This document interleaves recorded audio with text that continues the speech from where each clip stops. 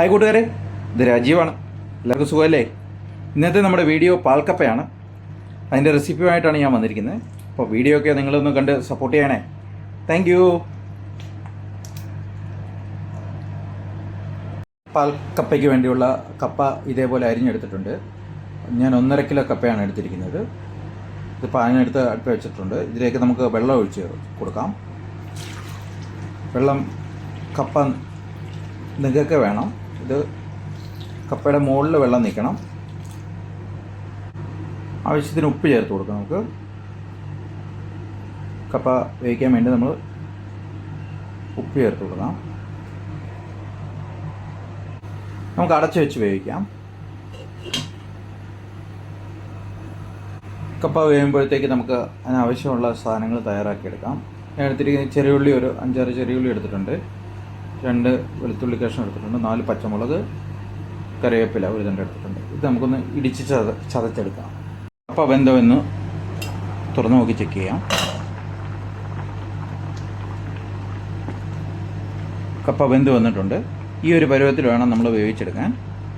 ഇത് നമുക്ക് വെള്ളം കളഞ്ഞെടുക്കാം. വേവിച്ച കപ്പ നമ്മൾ വെള്ളം കളഞ്ഞ് ഊറ്റിയെടുത്തിട്ടുണ്ട്. അത് നമുക്ക് ആ പാനിലേക്ക് ഇട്ട് കൊടുക്കാം.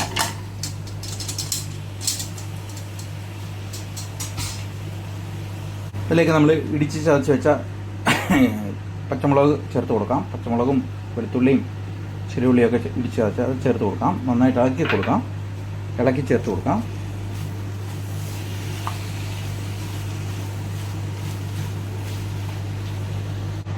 കുറച്ച് ഉപ്പൂടെ ചേർത്ത് കൊടുക്കാം. ആവശ്യത്തിന് ഉപ്പ് ചേർത്ത് കൊടുക്കുക.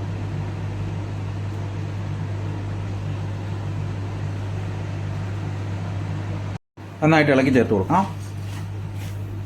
ഇളക്കി ചേർത്ത് കൊടുക്കുന്നതിനൊപ്പം ഒന്ന് ചെറുതായിട്ടൊന്ന് ഉടച്ചെടുക്കാം. ഇല്ല, നന്നായിട്ട് വെന്ത് വന്നിട്ടുണ്ട്. ഇതേപോലെ ഒന്ന് ഉടച്ചു കൊടുക്കുക.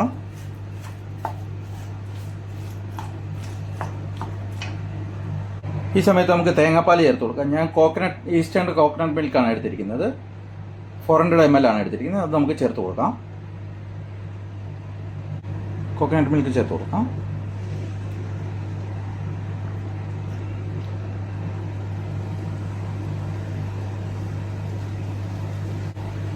നന്നായിട്ടൊന്ന് മിക്സ് ചെയ്ത് കൊടുക്കാം.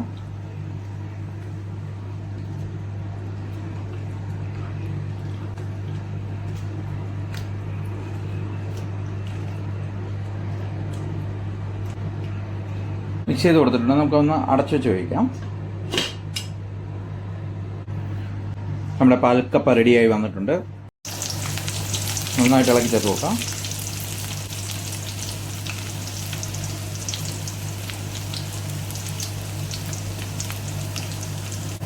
ചെറിയുള്ളി ചുവന്ന കളറായിട്ടുണ്ട്. ഈ സമയത്ത് നമുക്ക് ഒരു 4 ഉണക്കമുളകാണ് എടുത്തിരിക്കുന്നത്. അത് നടുവേ കീറിയിട്ട് ആണ് എടുത്തിരിക്കുന്നത്.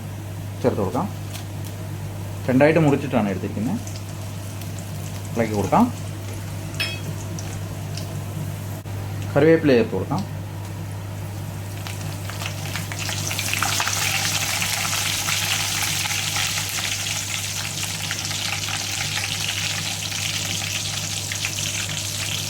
പാൽക്കപ്പയിലേക്ക് കടുക് പൊട്ടിച്ചത് ചേർത്ത് കൊടുക്കാം.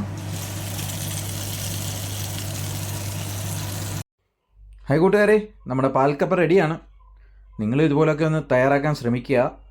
ഇങ്ങനെ ഒരു ഇലയിലൊക്കെ എടുത്ത് വെച്ച് കുറച്ച് മീൻകറിയൊക്കെ ഒഴിച്ച് കുറച്ച് മുളക് ചട്നിയൊക്കെ ചേർത്ത് ഒരു പിടി പിടിച്ചാണ്ടല്ലോ, എന്തൊരു ടേസ്റ്റാണെന്നറിയാം. അപ്പോൾ വീഡിയോ ഇഷ്ടപ്പെട്ടിട്ടുണ്ടെങ്കിൽ ലൈക്ക് ചെയ്യുക, ഷെയർ ചെയ്യുക, സബ്സ്ക്രൈബ് ചെയ്യുക. Thank you. വീണ്ടും കാണാം അടുത്ത വീഡിയോയുമായി.